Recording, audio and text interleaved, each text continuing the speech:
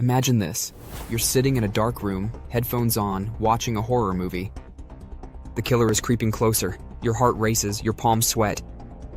And yet, you don't press pause. In fact, you lean in. Why? Why would a brain designed to keep us alive actively seek out fear? It turns out being scared is one of our favorite guilty pleasures. Horror movies, haunted houses, extreme sports, roller coasters. And yes, even those claustrophobic stories of cave explorers getting stuck forever in underground tunnels. People consume this stuff by the millions. Which raises the question, why do we love scaring ourselves half to death when we know it's fake, or at least happening to someone else? There's a mama in my head.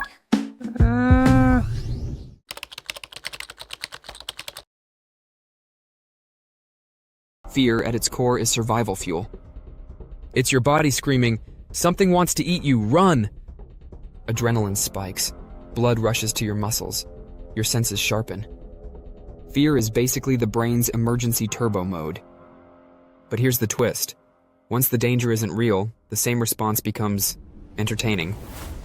It's like borrowing evolution's alarm system just for the thrill of it. The faster heartbeat, the tingling skin, the tunnel vision, it's a chemical cocktail not so different from falling in love. That's why a roller coaster feels fun. Your brain is briefly convinced you're plummeting to your death, but your conscious self knows you're strapped in with seatbelts engineered by overly cautious German physicists. So the terror turns into euphoria. You scream, then laugh. And then, because the system is addictive, you line up to do it again.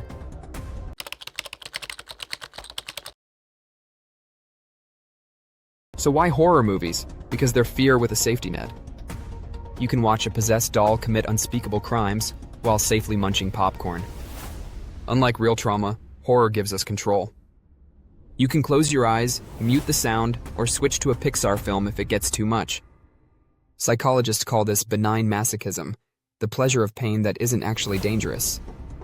Like eating chili peppers until your tongue burns, or listening to sad songs that make you cry, we flirt with emotions that normally hurt.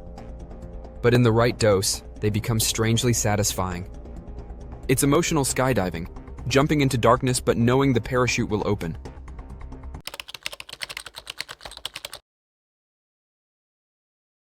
But what about the new trend, true horror? Not masked killers or zombies, but real footage, real stories. The kind that can't be turned off in the same way.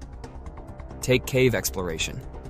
A surprising number of people are obsessed with watching or reading about researchers who get trapped in narrow, twisting tunnels underground. The more claustrophobic, the better. The famous case of John Edward Jones, who died stuck upside down in the Nutty Putty Cave in Utah, is one of the most read and retold stories on the internet. Why? Because caves trigger one of our most primal fears: confinement, claustrophobia. The thought of being wedged between rocks, unable to breathe properly, is unbearable. And yet millions click. We want to look.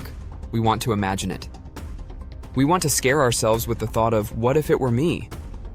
This isn't just morbid curiosity, it's rehearsal. By exposing ourselves to scary scenarios, real or fictional, we're secretly preparing. It's the brain's equivalent of watching training videos for danger you'll probably never face. You're never going to crawl into a cave crack, but your survival circuits light up anyway.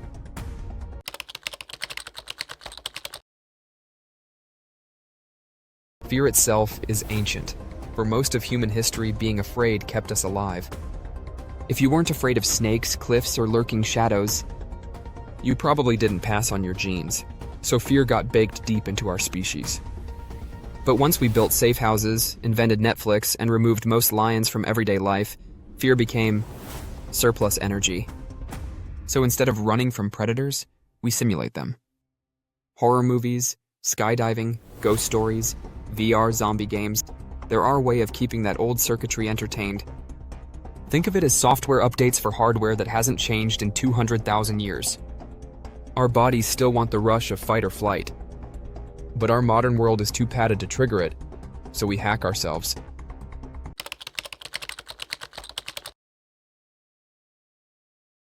And let's not forget, fear is contagious. Humans love being scared together. Haunted houses are designed for groups. teenagers watch slashers at sleepovers. Even the stories of trapped cave explorers circulate because we share them, adding gasps and nervous laughter. Fear bonds us. Neuroscientists show that when people experience a scare in a group, their heart rates sync up. Fear makes us feel alive, but also less alone. It's like saying, I survived this and so did you. That's why horror fandoms are so passionate. Watching Hereditary alone is one thing, but watching it in a theater full of strangers shrieking at the same time, that's a collective ritual.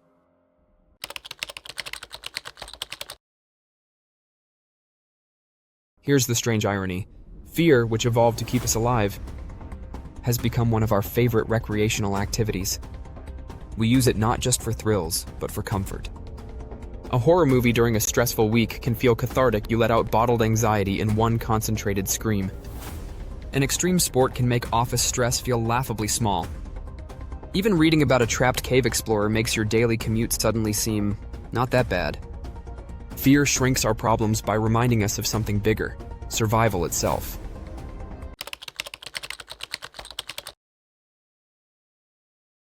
So why do we love being scared? Because it's safe danger, because it makes us feel alive, because it bonds us to others.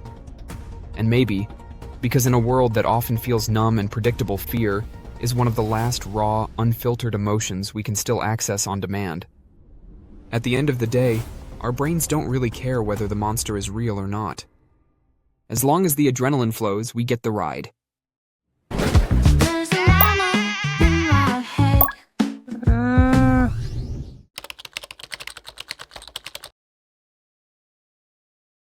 So next time you're watching a horror movie, strapping into a roller coaster, or doom-scrolling a story about someone stuck forever in a cave, remember this. Fear is not the enemy. It's an ancient thrill ride we've repurposed for fun. Maybe we love being scared not because it threatens life, but because it reminds us we're still very much alive.